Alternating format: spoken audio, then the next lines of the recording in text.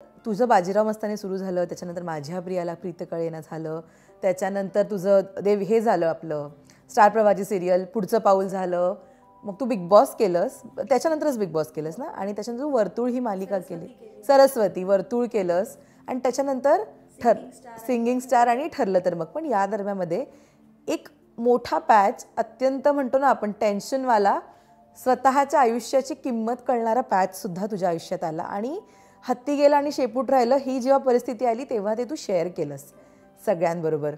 जुई, म्हणजे कलाकार म्हणून एक किंवा एक माणूस म्हणून खूप धक्का लावणारी ही गोष्ट होती.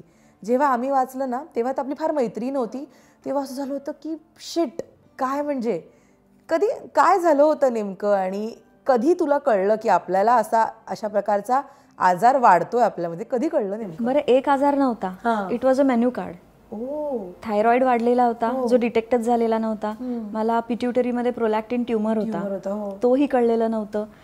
माझे इथे डिस्क कॉर्ड कंप्रेशन सगळं झालेलं होतं, म्हणजे पूर्ण अख्खा स्पायनल कॉर्ड माझा मणका पूर्ण वाटोळं लागलेलं ह्या स्टेटमध्ये होता. त्यात मी RA पॉझिटिव्ह म्हणजे रुमाटॉइड आर्थरायटिस पॉझिटिव्ह होता. माझी ब्रेनला जाणारी नर्व हायपोप्लास्टिक, म्हणजे अशा बऱ्याच गोष्टी होत्या ज्या माहीतच नव्हत्या मला.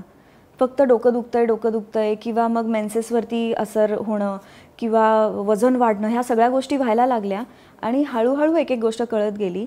आणि 8-9 वर्षांच्या औषधांनंतर मेन रिझन कळला की मला रुमाटॉइड आर्थरायटिस आहे, जो आजार असा आहे की ज्याच्यामध्ये तुमचीच इम्युन सिस्टम तुमच्या चांगल्या टिश्यूजवरती अटॅक करते.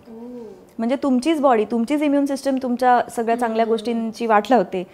तर माझं असं झालं होतं, आता म्हणजे ॲटलिस्ट कळलं ना, एवढी वर्ष मी औषधं घेतली, लोक RA ऐकून घाबरतात, माझं उलट झालं. माझं असं झालं ॲटलिस्ट कळलं तरी की कशामुळे सगळं होतंय. आणि मग काय, मी RAचं औषध आयुष्यात कधी घेतलं नाही, पण बरी झाली. नाही, कारण ती औषधं खूप त्रासदायक आहेत आणि ब्रेन स्लो करणारी असतात किंवा वजन वाढवणारी औषधं आहेत. पण मी अख्खी लाईफस्टाईल चेंज, आणि मी जसं म्हटलं की त्यांचा माझ्यावरती वरदहस्त आहे, त्याच्यामुळे मी आज उभी आहे आणि ठणठणीत उभी आहे. 2 महिन्यापूर्वी माझे रिपोर्ट्स केले, सगळे ब्लड रिपोर्ट्स वगैरे, जे कधी नसतील इतके नॉर्मल आणि छान आलेले आहेत. हो, त्याच्यामुळे आय वॉज लाईक की मी मोठी आहे जास्त, माझा आजार मोठा नाही आहे. आणि मी ठरवलं होतं की मला रडत बसायचं नाही आहे. आणि म्हणजे समोरनं शोज गेलेले बघितलेत मी, डान्सचे शो, म्हणजे डान्स परफॉर्मन्सचा एक शो होता एका चॅनलचा. आदल्या दिवशी माझं मणक्याचा अजूनच कंडिशन खराब झालेली रिपोर्ट आला.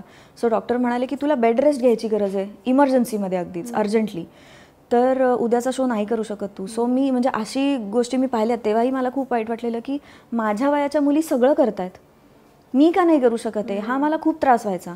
ड्रायव्हिंग नाही करायचं बोलले, जमिनीवर बसायचं नाही, हॉर्स रायडिंग नाही करायचं, जिमिंग नाही करायचं, डान्स नाही करायचा. म्हटलं हे सगळं मी नाही करू शकत, माझा स्वभाव खूप वेगळा आहे, मी उडाण टप्पू आहे, मी ट्रेकिंग करणारी मुलगी आहे, मी डान्स एक्सरसाइज सगळं करणारी मुलगी आहे. सो मी ठरवलं की म्हटलं डॉक्टरचं ऐकायचं आहे की आयुष्य जगायचं आहे, आणि मी ठरवलं की आयुष्य जगायचं आहे. जुई, या सगळ्या आजारांवर मात करत उभं राहणं आणि एका मोठ्या चॅनलचा शो लीड करणं, खरं तर मी बोलायला हे वाक्य पटकन बोलली, पण हे बिलकुल पण सोपं नसणार. हा प्रवास म्हणीन किंवा ही जी वाट आहे ती कशी तुला सापडत गेली? आणि लाईक यू सेड आत्ता की रडत नाही बसायचं हे आपलं ठरलं होतं. आपण ना कुठेतरी जितकं पॉझिटिव्ह असतं ना, 1% पण कुठेतरी निगेटिव्हिटी यायचे चान्सेस असतात. अशावेळी डोकं थाऱ्यावर ठेवणं, इथून स्ट्रॉंग असणं खूप गरजेचं असतं. ते कसं 1% नाही दर्शना, 2000% नेगेटिव्हिटी येऊन गेलेली आहे. हां, म्हणजे ज्या लेवलची नेगेटिव्हिटी मी बघितली आहे ना, ती कोणी बघूही नये, माझ्या म्हणजे कोणीच बघू नये असं मी म्हणते. कारण माझा एक पॉईंट असा आला होता की आपली जी युनियनची कार्ड्स असतात ना, जी काम करण्यासाठी आपल्याला आर्टिस्ट युनियन, मी ते कार्ड पण रिन्यू केलं नाही, कारण मला हीच शाश्वती नव्हती की मी उभी राहीन की नाही, परत मी जिवंत राहीन की नाही. या स्टेजला मी स्वतःला गेलेलं बघितलेलं आहे. सो माझं असं झालं की आता तर मी खूपच म्हणजे बाहेर आले ना, बट मी ती स्टेज बघितलेली आहे. जेव्हा मी कार्ड रिन्यू केलं नव्हतं, मी होप्स सोडलेले होते, मी काहीच करायचे नाही.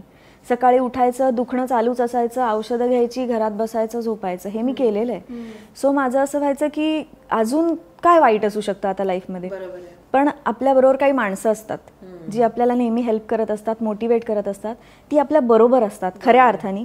माझ्याही बरोबर अशी काही माणसं होती. माझा एक मित्र होता ज्यांनी मला ह्यातनं बऱ्यापैकी बाहेर काढलं. मी त्याच्याहीबद्दल कधीतरी पुढे आपण बोलूच, सांगीन नक्की. पण माझं असं झालं की ती माणसं होती ज्यांनी मला यातनं बाहेर काढलं, मला अध्यात्माच्या मार्गावर आणलं आणि मला माझा मार्ग सापडला.